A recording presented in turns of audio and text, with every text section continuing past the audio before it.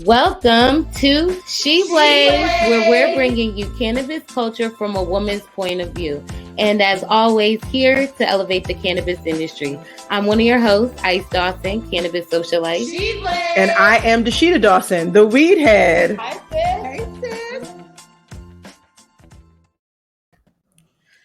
Hey, sis. Hey, sis. Hey, sis. On today's episode of She Blaze, we're discussing the state of cannabis culture, from hemp plants burning in Iowa to the NFL players using cannabis during the offseason, and there's a new cannabis product that's heating up the streets. Okay, well, I can't wait to get into it, but of course, we've got to kick things off with the high of the week, and I'm going to let you kick things off this week with your high. Yes, and my high of the week has to go to the fabulous Taylor and Tess, the Quickie toner. It is springtime, you guys, and I know the dewy look is everything. However, this toner can be used as a setting spray. It could be used as the toner with your everyday skin moisturizer. So I definitely suggest the Quickie toner. It goes in your purse. It could go anywhere, and it's super affordable. It's $28, and it has CBD in it. So I love it. Well, that's also why it works so well, if you ask me. Taylor and Tess, is one of my favorite. It helped me kind of wean myself off of the Proactive and is my daily regimen. So I don't go anywhere without the Quickie. But I also have to shout out that In the Buff soap, it is amazing and life-changing for sure. Okay, you definitely don't go anywhere without the Taylor and Tess. Put me on for sure. Yes, absolutely. Shout out to Tess, who is, a Black girl founder, Black Girl Magic. And so always excited to see people, stepping up into the industry. And that kind of brings me to my high of the week. What's your high of the week is our Legacy to Legal event. Last night was everything and then some. Cease plus Chem got together and we brought to New York and New Jersey a Legacy to Legal event that allowed us to teach people who want to transition into the regulated market, primarily people of color, when we think about New York and New Jersey's legacy markets, and also what that impact has been on racially biased cannabis criminalization in both of those markets. Folks showed up and showed out. We had about over 500 registrants, about 300 people in attendance when it came down to it. And folks rocked with us for a long time. It was a 5-hour event, and we actually literally had to say, you ain't got to go home, but you got to get out of here at the end. Yes. Oh my goodness. They were loving the open networking session. We used the platform Hopin, and I really love that platform just because it does give the real authentic event experience with the stage sessions and even an expo hall. You could do one-on-one video calling. So I really love that aspect. And I could not believe people rocked with us for 2 hours. I was like, dang, y'all, it's Friday night. It was 5 hours, but you mean in the nighttime? Yes. Once it got past, I was very shocked, but there was just so many people that stayed on for that last hour of open house. And folks kept the conversation going. And I was like, this is not quite like Clubhouse. They will shut us down until we realize that Hopin actually don't shut you down. Well, they must have changed that. That's the great thing about these virtual venues. Even though we just did a Hopin event literally in March, it completely changed. Still, we're talking about the back end venue controls, adding a whole new panel to the chat. So they're constantly iterating their platform. So Hopin last time completely cut us off. They was like, you cannot do not one more thing. And then this time people were on there for, I want to say, at least to about 10:30, 10:40. We was like, hey, Dawson Sisters gotta clock out, but y'all do what y'all do. Most people stayed for an average of 2 hours, and that's really hard to keep people's attention during an online webinar type of event, but we made it interactive. It was very interactive, and I definitely think it's important for us to share more details about the importance of that event. And so it was my high of the week, but I know you got some topics for us to discuss. And so let's get into this first hot topic because it's very relevant, if you ask me. Yes, which is about the Legacy to Legal event. This state of the culture check-in that we're doing, we're really trying to read the room. With New York legalizing literally the day before National Cannabis Awareness Month, I mean, it opened the floodgates for how many people wanted to be in the cannabis industry or been in the cannabis industry, and it's very interesting because even though I do believe as a cannabis user, it does not mean you're in the industry, okay? If you are a operator in the legacy market, you're in the industry, but are you really in the industry? And so we really wanted to usher people into the legacy market to make them feel like they were really in the industry. Yes, I don't know. I think that there's that's why we call legacy. That's why we have legal. I mean, I think there is an industry. It's a $4 billion plus industry in New York. And so one thing I'm not here for is regulators and legislators pretending that $4 billion that is, estimated for New York comes out of thin air. It doesn't. It's supply and demand from people who are both consumers and entrepreneurs in that legacy market. And so I wanted to give the respect for that. One, because although I've never been an entrepreneur necessarily, I've absolutely had to be a consumer. And that's part of the reason why I had to move to a state. I chose to move to a state. I had the privilege to move to a state that I could become a medical cannabis patient with a card that allowed me to, also access flower, because that's not what New York does. So yeah, it was just a combination of those things, being able to have real conversations with people about what is legal really in New York and New Jersey. I think it was a little sobering that some things are not quite that legal. For example, 3 ounces, which sounds like a lot in New York, is what you are legally able to have on your person. But one of the things I wanted to call out is that from 3 to 8 ounces, now you're talking about potentially getting jail time, right? And right. And a fine. And in New Jersey, 6 ounces is their max. So they're definitely giving you double the amount to have on you, which I appreciate. I'm that bridge and tunnel, Jersey and New right. York constantly. But at the same time, over 6 ounces, now you're talking about jail time and potentially a 5-figure fine. Like, they really fine people in New Jersey. The other thing that was real interesting that I wanted to call out for folks in the legacy market is that there is still an ignorance in legislation around how much plants can yield. So there's this real silly thought that, okay, if we allow people to home grow 3 plants, that's going to be, okay, they're still within the 3-ounce possession. What you home grow also counts for possession. And so it's so important people to recognize that your cultivation skills will determine your yield. But I don't know, even in the worst kind of cultivation skills, I've never seen one plant only yield 1 ounce of cannabis, right? It's more like 4 ounces, 3 to 4 ounces. And that's if you're doing a pretty good job. So if you're growing plants in your house and you're doing so with 3 that are mature and 3 that are immature, my guess is that you're going to be in that limit or well over it easily with some just, again, reasonable cultivation capabilities. So that worries me for sure. I'm definitely worried. I do like the fact, though, that they did leave that open. At the end of the day, they don't know how much a plant yields. But if they try to heavily regulate it in the law and policy, like some are like, oh, well, you can have 2 plants and only 100, only 10 ounces in your house. When we start getting to those kind of complicated, that's not a real math equation. I'm not a fan of. I did appreciate New York leaving that a little bit more open-ended so the regulators could figure out the real formula for how many plants should produce how many ounces in the house, and just maybe not having them produce a certain amount of ounces, right? Like, if this is an outdoor plant, maybe you should not have any ounces. Unlike New Jersey, who's like, hey, you can have 6 ounces on you, but where the hell you gonna get them 6 ounces outside of our, legal cannabis only comes from dispensaries, and we only got a couple of them in the state.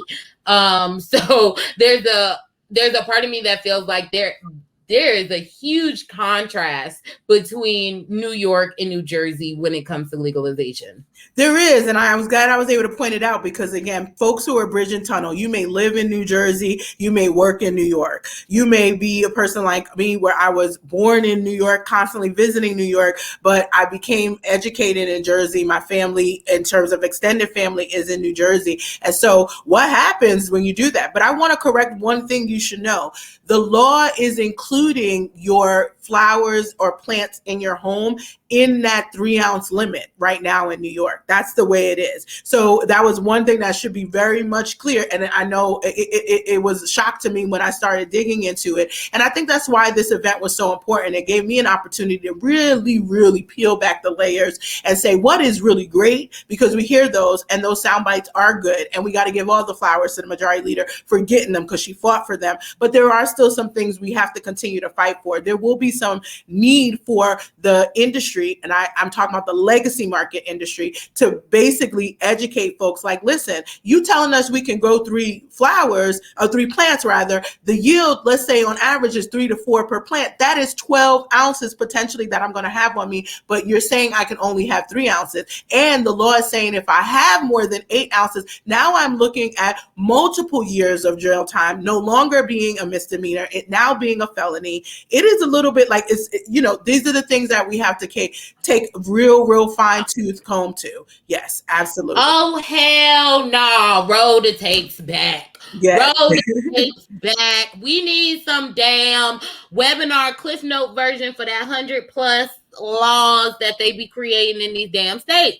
Roll the tapes back, because I'm definitely feel like when I did look, because I could not read that whole thing. I'm sorry. I do read a lot of bills, but they get tedious after a while. Your eyes get a little crossed. So there's the element of like, when I was reading the bill, I thought they were just leaving the plant part open-ended for ounces. Are you serious? I mean, luckily they have home grow, because you could be like New Jersey and just be ungrateful because your ass don't have shit, nothing. Yeah, right? If you try to grow anything in New Jersey, you're going to get 3 to 5 years jail time and a $25,000 fine. Anything grown in your home.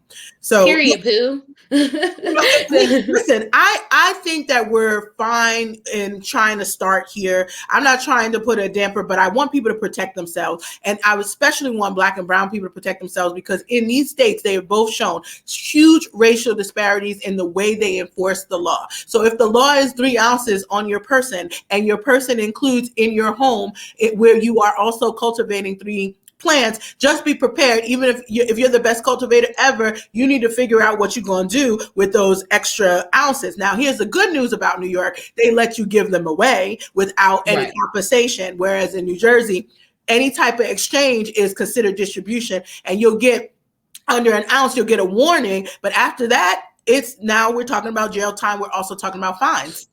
Right. Well, I definitely feel like we still got to put a damper on it, even with legalization, because at the end of the day, the work does not stop. And that we're thankful for everyone that came out and supported our event.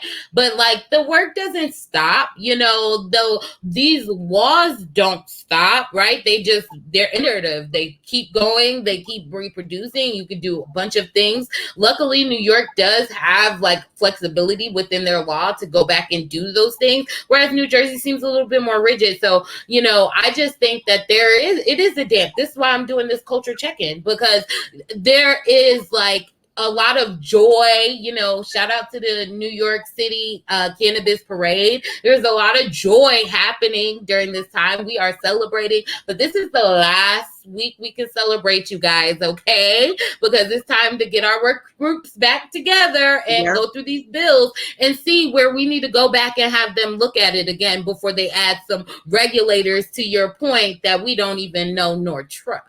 Right. And that's what I wanted to also reiterate. And I'm glad that so many people did say that, which is basically we still can have a say. They haven't appointed in New York yet. So definitely reach out to your legislators. The Senate and the Assembly both get an appointment on the control board. So 2 out of the 5. And then everything that the governor does in New York in terms of appointment as the executive director or the chief equity officer, which is a really, really unique position for New York, that has to be basically approved by the Senate. So essentially, we're not going to, I think, go, letting this happen without on autopilot, right? We cannot do that. And that is the theme of last night. I also want to shout out people who were participants and leaders and facilitators. Of course, the doctors Knox, Dr. Rachel Knox, Dr. Jessica Knox, our big sis Imani Dawson, Happy Monkey, of course, represented Dank Duchess, and there have been some, I'm like, oh my gosh, who else? Roll Up David Life. Kelman, Leo Bridgewater, Jessica Gonzalez, Melissa Yes. Moore. I know them all. Shout out Black Dragon. We got to shout out our tech support because we came through. Cannabis. Oh, listen. Oh my God. Oh my God. Say hi to and Sheena were amazing. Michelle, Imani L, not to be confused with Imani D. We absolutely have, we got our full team behind us, and that was the power of coalition. And I think more than anything else, that's what I wanted to demonstrate. We were also able to bring in people from the West Coast like Abel and Kika. And I think that their stories were really powerful as well, because they've been already done it. You know what I mean? They've already made that transition. Yes. But go ahead. Oh, I was just saying that, we really got an all-star interaction too, because we opened the sessions and we allowed people to share their audio and video to get to know each other. Yes. And to tell the story. Yes, because sometimes working in a coalition, you have your little niche group that you work with, but then being able to realize, oh, this coalition is big as hell, you guys. There's mad of us, and really interact and engage. I thought that was really powerful, and building that bridge together for New Yorkers and New Jersey, because to your point, there are a lot of ways to get active politically in New Jersey or New York. We even had a workshop called Civic Engagement. Yes. And that one was the one that was really popping, right? We had to get them to shut it down, because that's where we get real passionate about it. But honestly, that one thing I will say, we did a bunch of polls. This was the first inaugural event, and it's a series. And again, I want to shout out Weed.s for powering this event. This allowed us to basically continue the work that we've been doing as CEAS across the country, particularly in New York and New Jersey, and essentially put forth the experts and give them the, what they deserve for their time, right? A lot of times we get asked to, be on these panels and participate in all of these paid functions and don't get paid as speakers. And so not only was this a free function for everyone to attend, we were wanting to make sure that we give a shout out to our partner, Weed.s. And when they say Together for Equity, Access, and Legalization, I think that that's meaningful, right? And it's meaningful because they're willing to say, hey, we don't do that ourselves. That we know that there are other people who need to be amplified. And so I'll shout out their manager of corporate social responsibility, Candy Angel. She worked with us. I have to also shout out Alex, who is New Jersey's political director for Weed.s. It was a very good use of all of our excellence across the board. And that's what I desired. And I know a lot of people learned a ton. And so we're going to take some deep dives coming up. That's what's up next. Okay. And for the people asking about New Jersey, just so you guys know, a CRC meeting is May 4th at 6 p.m. So this is something that people can attend. They will have a moment for public comment. So if you have some comments that you need to ask, say, because I don't think they're taking exact questions, they're taking more comments. So what are your theories? They cannot go back and change the law, but they can help with some regulation of the law. So, if you got some comments on I think you should put a cap on certain edibles or concentrates or whatever, that is the time to send those thoughts over. And again, CRC has their meeting May 4th at 6 p.m. in New Jersey. It's on Zoom, you guys. So, definitely stay connected. Some public meetings are important. Okay. Yes, they're boring sometimes, but they're super important. And now we don't have an excuse, because before you had to be down in the state capitol or in the courthouse or wherever it is. And now it's listen, it's coming from your living room. Okay. And all you have to do is log in and know the website. And I apologize in advance. The New Jersey and New York websites are both from 1997, and therefore they are very difficult to navigate. But I got to shout out Jessica Gonzalez, who has done so many tutorials for people on her IG stories, so folks will know how to make an appointment, how to, or at least set themselves up as a testimonial appointment, because it can be a little bit challenging. But don't let those challenges deter you. Also, also don't let the fact that it's in the middle of the day sometimes deter you. Make sure you let them know also that you would prefer for their meetings to be in the evening. That is something in Oregon we are very mindful of. And I think it's a little disrespectful on the East Coast how they expect you to take off from work in order for you to be civically engaged. I appreciate that my cannabis program is in the Office of Community and Civic Life. And that means we're constantly thinking about, well, what's going to get the best outcome? And is that going to be at 10 o'clock in the morning? And the answer is no, because the people that we want to come out are at work. So if we've got to be evening hours as employees of the city, that is our job as civil servants, point blank and period. Period, poo, because y'all, I bet y'all tired of getting cussed out in y'all inboxes, okay? Because we know somebody is cussing and fussing at y'all. Stop it. But we've had a great conversation. Thank you guys for joining us. Definitely stay up to date by following us. Keep watching She Blaze, because you know we always bring in the tea. Thanks for all the comments. And we had to move to hot topic number 2, because I mean, like, for real, the culture is moving, and so is some of the scientific studies as well. And this study recently was released. It's 60 pages. You don't talk about how many pages something is. You're like, I read all of this. Oh, hell no, I did not read all of this. I read the first 5 pages. So anybody wants to do a work group with me, call me, because this is science. This is not bills, okay? I can read through some bills. Y'all talking about science? Y'all like, how many percentages of what? How do you even? No, don't. But anyway, this is a study, but this study is pretty dope. So it comes out of the National Bureau of Economic Research, and the study is about marijuana legalization effects on workers' compensation. So I am new to the work industry, like, you know, the professional industry these last 5 years. So I've never really experienced worker compensation, like issues and claims and things of that nature. But this study really pinpointed people from the ages of 40 to 62. And it showed that, you know, the older employees are actually really benefiting from legalization because they have access to alternative treatment. They also have, they've also seen declines in non-traumatic workplace injuries. And at the end of the day, you know, this is really helping the workers' livelihood lift. It's giving them more access, less prescriptions, and we know that most prescriptions come with side effects that would not always allow them to be able to do the job.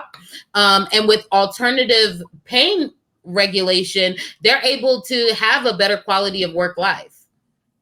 Yes, I love when there's studies, because now we got data and you got a little bit of the science behind it in order for us to kind of just flex harder, because we already knew this, right? We knew this. And, you know, there are, again, already people in a $4 billion industry like a New York. Trust there are already responsible adults consuming cannabis and doing what they need to do for their job. So this myth that we get that, I mean, even in New York, when it legalized, one of the first things is like this association of HR leaders talking about they're concerned about their employees and hiring. It's like, what? No, actually, you should be more concerned about your employees using these opioids that are being prescribed, or Xanax, right? I mean, I haven't seen some people on Xannies. I'm like, you shouldn't be at work, not never. Okay. But that is absolutely what we see. And so now this is a study that is at least pointing us, again, I don't think it's statistically significant, I'll be real, but it is still correlating data that shows as we legalize, this age group is able to use alternative medicine, and therefore there are less issues in the workplace. And so what are we talking about with these HR leaders? I want to point them to that study and say, hey, look at this. And I also want to point Smart Approaches to Marijuana, or SAM, to that study, because they go to every state talking about the issues that might be happening with the workplace. And I'm just like, all it is fear mongering. It is fear mongering. And I think it's quite interesting because it sounds like a lot of lawmakers in Congress and in the Assembly and state could use this study to see that maybe they'll have a better experience at their very long position in the government. So, because they're looking at the older age people. So if you're actually 65 or 75 as a lawmaker, hell, cannabis sound like it can help you. It might keep a little pep in your step if you want to go to, I don't know, 85.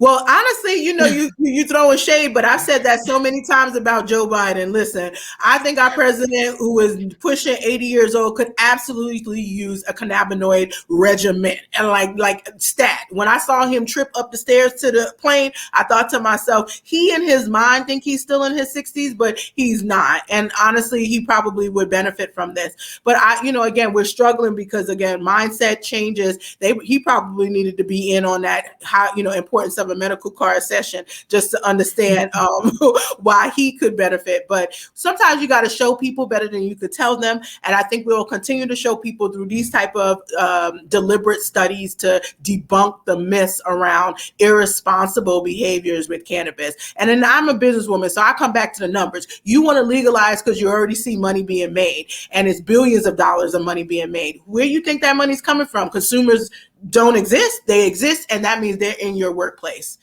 Hello. Period. And Joe Biden might already have a little cannabinoid treatment, honey, because he's in DC, right? That's the gag. He like, oh, y'all over there in Kansas, y'all can't have it, but over here in DC, we gonna have us some cannabis. Please, honey, he's been in DC since you were a child, boo. So yes, we know he's probably been able to get cannabis. Okay.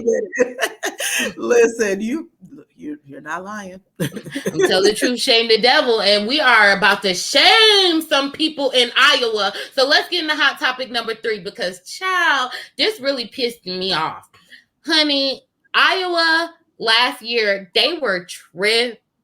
Okay, last year they basically destroyed 13% of Iowa's new hemp farmers' crops. Yes, y'all heard this right. So one of the first harvests for legal hemp in Iowa, they just, burnt that thing. Why? Because most of the plants were exceeding the 0.3% THC maximum. This is called... Okay, this is why we have global warming. This is why we have such issues with our, environment. We waste things. And the fact that they burn perfectly good cannabis, right? This 0.3% doesn't make it not good cannabis. In fact, this whole hemp designation is man-made. That is not how the plant or the genus grows on its own. Now, you can, as a cultivator, direct it in one way or another, but that's what we call the hot hemp problem. It's something that Dr. Rachel and I have been talking about in the state of Oregon as well. We are wasting so much when we could use it. The fiber is still good. The cannabinoids in other places is still good. It's just, this is the part that is ridiculous. So to be compliant with an arbitrary number, basically we are burning perfectly good plants. That is just environmentally a waste. And so any person in Iowa who's a political leader that says that they support environment, you're doing this, you absolutely do not. This is a sustainability issue in the industry. It is something that is an ongoing problem, because that was 13% there, but there are places that it is a huge number. We're talking about 25 to 30% of the hemp being destroyed because it's hot hemp. Oh, see, now you gotta make me go look for my flashlight, because we gotta bring these heifers to light, because we are shaming the Department of Agriculture out of Iowa for doing that. It's like, even if you take it from them, right? Take it, fine, take it. You could go do some studies on it. You can, send that back into the earth to like pull bad chemicals out of other plants. Like, there are so many ways to repurpose it, and all you can do is burn it. Like, burn it. We don't even burn the freaking leaves that come down from the trees and we put all in the bag for like during fall when we break in leaves. We don't burn those bags of leaves. We throw them to the trash. So it's like, they get composted. No, you're right. You're right. It's ridiculous.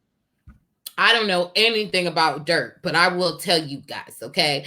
I am so upset about it. I literally was like reading this and I could just feel the steam coming from my body, because it's like, it's like, this isn't the DEA cannabis eradication program, right? It's not the eradication and suppression program. This is state agriculture departments taking it upon themselves to burn it and not even try to, like, your agriculture. You didn't even try to figure out another way to use this. Yes, they're trying to be federally compliant and they're worried about not being. And I get that to some extent. So I throw it right back to our federal government and I say to them, listen, what is with this BS 0.3%? First of all, there's no real data, speaking of data, that even shows that threshold is somehow more safe. Right. It isn't no, in Georgia and some other places, their low THC medical programs is like 1%, 2%. So like, again, there's a range that you can go up to that you're still not going to see any of the same impact. You don't really start seeing impact, in my opinion, until you start getting more into the 7-8%. And then again, it's not just about THC. What the hell else is the rest of the cannabinoid profile and a terpene profile? That will ultimately dictate how it's going to impact the body. And so I struggle with this because I feel like we are talking about wastefulness and our country is constantly trying to, do a little jig for being a green, environmentally conscious and sustainable. We use all these words kind of like equity, but it don't really mean anything because in action, what we're doing is the opposite. And you're right. We should be calling them out and we should be shaming them. It's not just Iowa. It is all over. And I think it's unfortunate that we haven't realized that it's asinine. Well, we are definitely going to keep a spotlight on the burning of these plants because they're not getting away with it. You know how those PETA and environmental activists be all out in front of their offices? Like, we about to start getting gully like that in the cannabis industry because what you're not gonna keep doing is burning our medicine when we are even running out of space to grow this thing based on how these states are legalizing, okay? That's true. But also you're burning potential fibers, that's clothes, that's plastic replacement. You're burning the potential, like you said, to remove impurities from soil. It's like you, the ag department, and you couldn't figure out another way to get rid of it. It doesn't make sense to me. Even in China, they not burning it. They putting it with the plants to move stuff. Okay. And we know China don't give a, they have a whole kind of different thing for the environments. Yes. So let's get into this main topic because we are still knocking you guys' socks off, okay? Because what's happening in cannabis culture really needs to get checked. So our main topic, okay, is about this new product that has hit the streets, you guys. It is called Canna-bumps. Okay, now, as somebody who's like always been a cannabis girl, like I did not be like, I really grew up around like cannabis, cigarettes, we didn't have no war on drugs in the early 2000s in that way. So I was like, what's the bump? And so, shout out to David Kelman for helping his sister out because she didn't realize what that was. But the name is what it is associated with. It is meant to take it how it's associated. And it is unique. They definitely said this is for people who's trying to have fun, but it is basically a cannabis concentrate that is designed to be ingested or consumed through your nose. I don't even know what consumption method is that. I don't know what the fuck what is that called? Like if you it's called taking a bump or doing a line. Like this is it basically sounds like it's a Coke replacement. Coke, you bump Coke. It's okay, so you was just gonna go out and say the real. Listen, I'm old enough to be honest about what it was I experienced. And yes, what I experienced, and people still party like this, I experienced a lot of mostly rich white folks having the ability to put a bump of Coke on their hand and then being able to just quickly take a bump. And the expectation, I guess, is that it gets a hit really quickly. There's a lot of mucosal lining within your nose, same as the inside of your mouth. So it does go through transmucosal. It gets to the blood very fast. And so, yeah, I think is a delivery mechanism is very efficient. It doesn't have to be a bump, though. You could also, you know how you have nasal inhalers? It could absolutely be in that format. So them doing it with a bump is really, truly, to your point, designed for people who are trying to have fun, because in some ways it's a Coke replacement, which actually, you know, is better for you. But well, yes, I mean, you know, I'm glad you broke it down, because I'm like, well, where is it going if I put it in my nose? Because I don't know. The THC or the cannabinoids are going to be transmitted transmucosally, so through the mucosa, but also, you know, back of your throat and nose and mouth is actually connected. So eventually it does go down your throat, what is the remaining amounts of it, so whatever the residue. But the molecular stuff goes right into the bloodstream. It is super fast, and because it's also going to the bloodstream in the face, and that is in the head where your brain is, so it becomes a very fast acting hit, if you will, even faster than taking a hit on your pipe or a blunt or smoking it. Yes. Listen, would you do it? No, I don't think that I would, mostly because I first of all, I guess I've been in the medical field where when I was in med school as a student, coming in and seeing people with horrendous nosebleeds and things of the like, where the lining of their nose is completely deteriorated. There are some things that aren't really meant to be going up your nose. Now, if it wasn't a nasal spray, maybe with other things that are meant to be protectants for the lining of your nose, I wouldn't necessarily be against that. But when I think about all of the hydrocarbons or butane, all of that makes concentrates, those things should not be going into your nose. And I think they will, you know, have the same impact. So I'm a little bit like, yes, if it's girls just want to have fun night, then, you know, that's the way you're going to have fun. Everybody can do their bump. I'll take a hit from my pipe. I still rather deal with the flower. And the only way I would try that if it was in some sort of, again, nasal application that is meant to be a protectant, but still has the cannabinoids and terpenes in them. Well, the Canna-bumps are versatile, so you could sprinkle a little of that on top of your food. But I'm glad you definitely broke down the scientific facts, because, I mean, as a cannabis concentrate, there are so many ways to pull that THC out. Who knows the way? But it is really for fun girls' night out, seeing that it has 600 milligrams of THC, 10 milligrams or 10 bumps, I should say, is 2 milligrams of THC. That's what they have on their packaging. It's like 10 bumps is.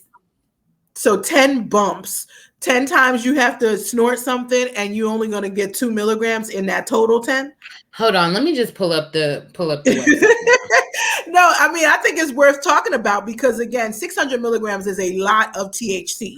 Do not get me wrong, right? But what I will say is that now I'm really thinking about how it's been made, because if they're saying that you can sprinkle it onto your food, it also means that it doesn't have to be heated to activate the THC, which means that it's already activated before, you know, by the time it's gotten to this final stage. So that makes it a very interesting thing. I think that probably means you could put it underneath your tongue, and if it has a melting capability, it's also going to pass transmucosally as well. I'm sure it don't taste that good, but believe you me, you will taste it if you bump it, right? Like it gets to the point where you can feel it in the back of your throat, and you can also taste that feeling just from me taking certain medicines that way. But yeah, it's interesting. I don't see. Well, it actually is 10 milligrams per bump. Sorry. Okay. So it's 10 milligrams per bump. Okay.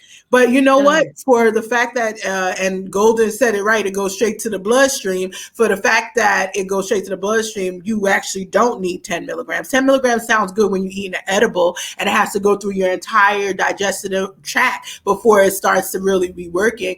10 milligrams straight to your head, you really are talking about it's going to be a party night. Yeah.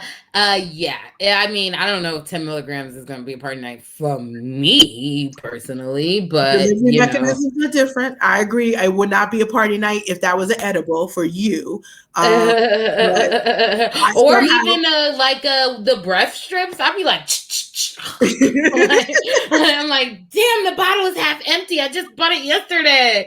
I don't know if they're being real clear on how much, because sometimes there's a pump in a breath spray is like 2 milligrams per pump. They rarely are able to give you 10 in one pump. The strips, yes, they're able to give you 10 milligrams. I find those to be really a very different experience. Putting an under tongue strip as opposed to eating 10 milligrams, totally different in terms of how quickly it will hit you. I prefer 5 if I'm going to do something that has that quick of a hit. And a lot of people don't realize when you're taking a hit from a blunt or from the flower, you're still only getting in that about 3 to 5 milligram range when you're taking the hit. So it's just something to be mindful that, again, there's metrics with all of it. Everything is different and everybody's body is different, right? We talk a lot about this with Duchess, who really isn't an edible girl. She really can't do edibles, and if she does, it has to be very tiny amounts. Meanwhile, from smoking her OOs or from the chilla, they're large amounts, especially with her hash. Oh my God, larger amounts of milligrams that I would never be able to do.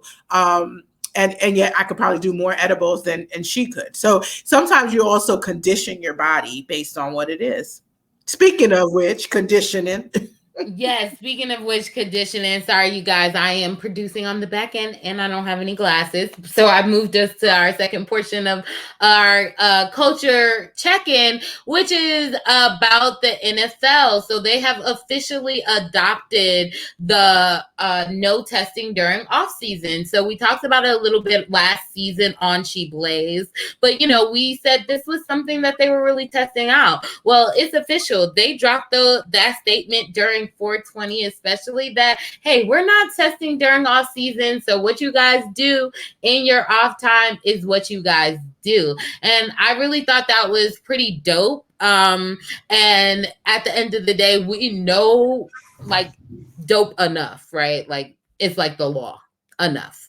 But I mean, at the end of the day, like we know football players are getting into like basically car accidents every time they hit this field. And so for them to be able to really chill during their off season and not have to worry about being fined, drug tested, sent to rehab, I think is finally sounds like a little bit of freedom.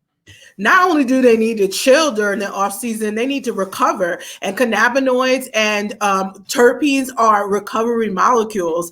They're all about balance for that endocannabinoid system. And so if you are constantly under abuse, as far as your body's concerned, you have a lot of inflammation. And the inflammation can only be handled with the right treatment. And of course, they're giving them steroids and non-steroidal anti-inflammatories. People probably popping Advil like M&Ms, right? Remember when the Advil used to look like M&Ms? But yeah, at the end of the day, I definitely think that this is a step in the right direction. I will feel better when they are allowing people to use cannabinoid treatment throughout the season, because the fact is that's when they need it the most. It is a neuroprotectant. It protects people from CTE, and that's that on that.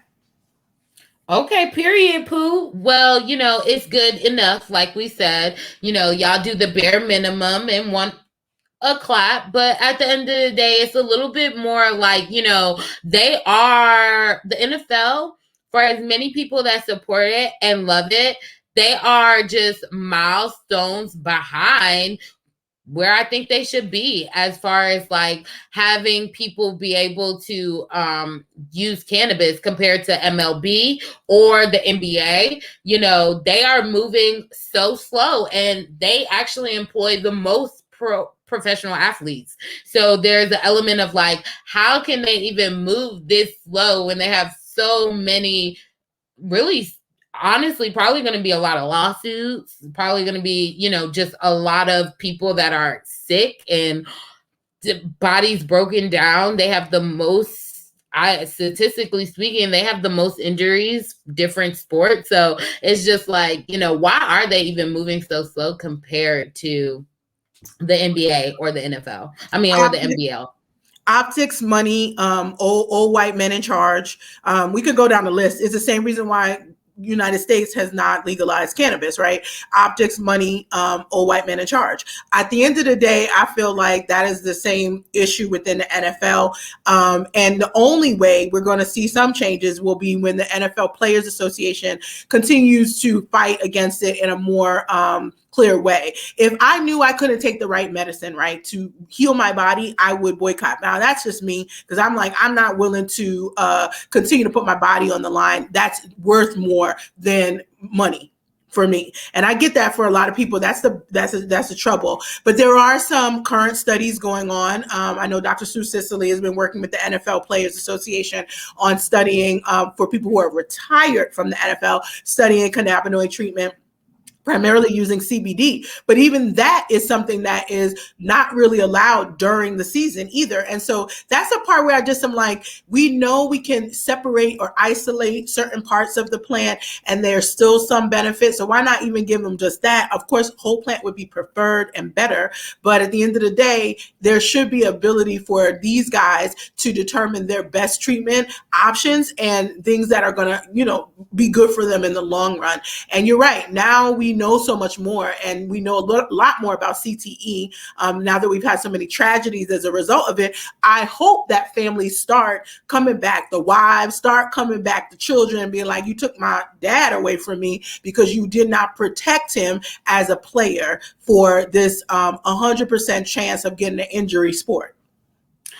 So wait. First of all, this the same NFL that let that guy from the New England keep his team, even though he was caught in a prostitution ring? Yeah, they don't have a real moral. Oh, okay, so we can have sexual assaults on the record, but no, we can't let little people smoke a little weed or eat weed or bump the weed. They probably bumping other shit. Possibly. And you know what? That doesn't get caught as much because those are faster acting and they get removed from our body a lot quicker. And so, yeah, cannabis has always been discriminated against in the sense that THC or cannabinoids in general stored in the body and they stay around for a while. So you could have been doing coke all summer long. And as long as you abstain 3 to 5 days before you know you're about to go back, you're good. But that is not the case for cannabis. It would have to be at least 30 days, typically, especially if they're doing hair tests, especially if you were a heavy user throughout those, 2 months off. It is unfortunate, but I think, again, the science is going to prevail. I'm happy that we're getting more and more people who are doctors and PhDs that are interested in studying this for the benefit of people, as opposed to assuming that it's bad and trying to prove that it's bad. Like that I think we need to get away from. That's true. Well, there are a lot of people who are not ashamed of cannabis and all the wonderful things the THC, high THC, low THC side has. And we actually have 3 people in Congress that wants to put the official stamp on it. And really, they wrote a memo basically, or a request to have hemp added to the U.S. Botanical Garden. Now, why is this so lit? Because this is like one of the things, like when people come from other countries, like this is a tourist thing. And they actually reference the fact that hemp has always been in our country. It has always been something that was like a higher crop, even better producing crop than cotton and tobacco. So we are actually a hemp nation, and that we should be okay with putting that in our botanical garden. I think it's awesome that they're doing that. And again, shout out to Representative Barbara Lee and Representative Earl Blumenauer, who's from the state of Oregon. So got an opportunity to work with both on MORE Act last session, and we're currently still working on things like SAFE Act, MORE Act. They are part of the Congressional Cannabis Caucus. I believe they're both co-chairs. There's a third, and I cannot remember the person's name, who's the third legislator who wrote the memo. Eleanor Holmes Norton. Okay. And, I think it's important for them to be very holistic around how they're approaching it. So it's not just about we want to legalize, but it's about also integrating cannabis back into our popular culture as a country. Because to your point, in the 1700s and 1800s, slaves grew hemp. Hemp was the cash crop of America. And in fact, it was part of the reason why it was made illegal by Harry Anslinger, because he was buddy with DuPont, buddy with the Hearst and paper. And that was a real big competition for them, because hemp is more economic in terms of growing it, and it also is more environmentally friendly. We didn't know that then, but we definitely know that now. And guess what? I think that's where we're moving towards. So we should definitely respect it as a plant that has history in America, and it does belong in the Botanic Gardens. I'm excited.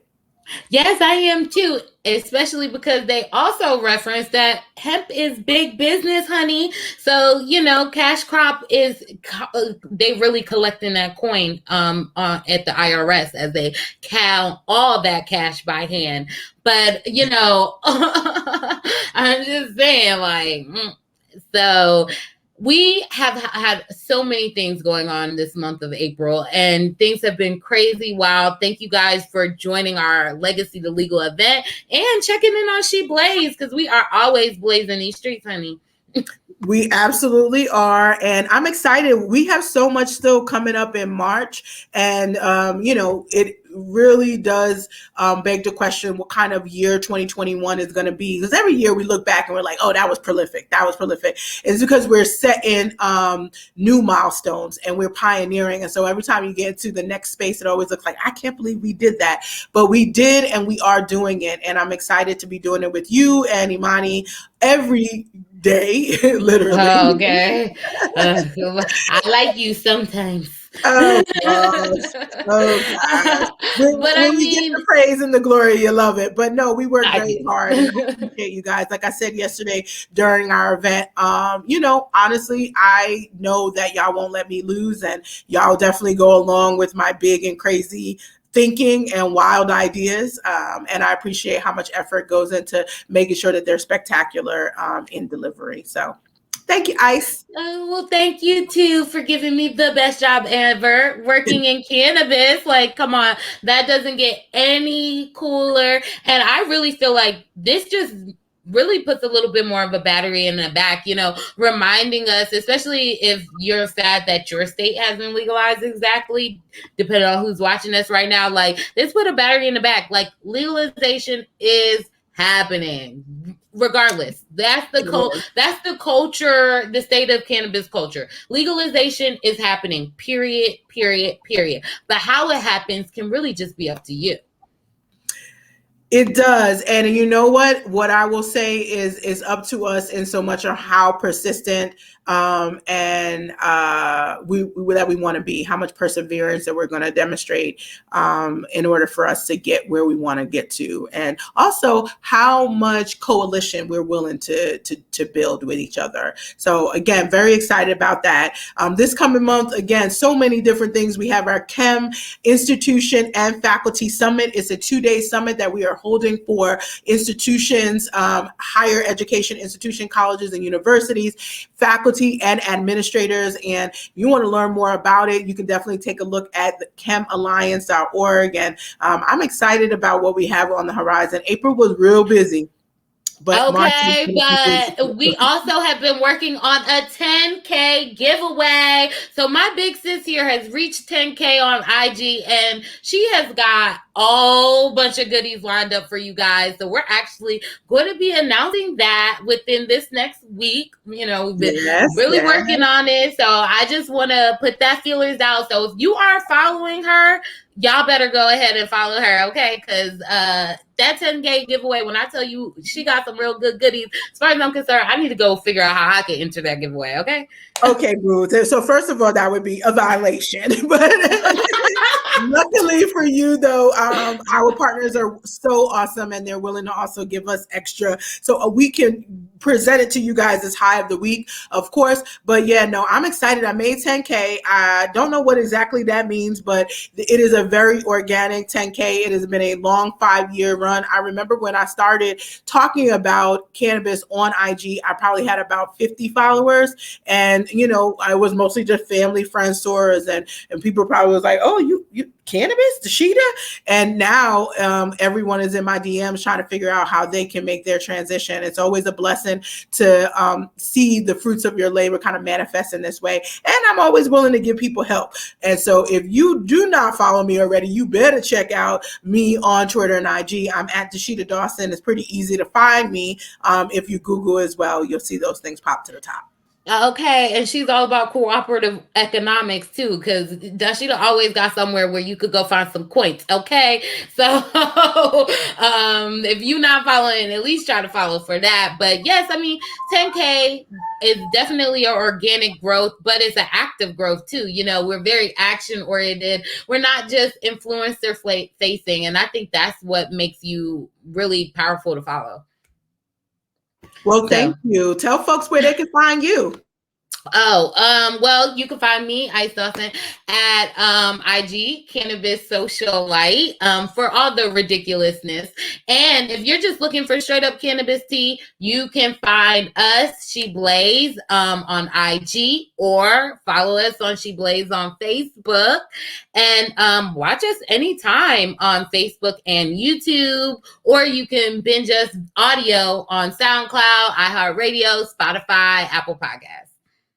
And I have to add that we are now in the Audible library as well on Amazon. So wherever you are listening to things, you can find She Blaze. It has already been just a crazy season 5. I cannot believe we're already in season 5, but we are here, and I'm looking forward to next week's tea.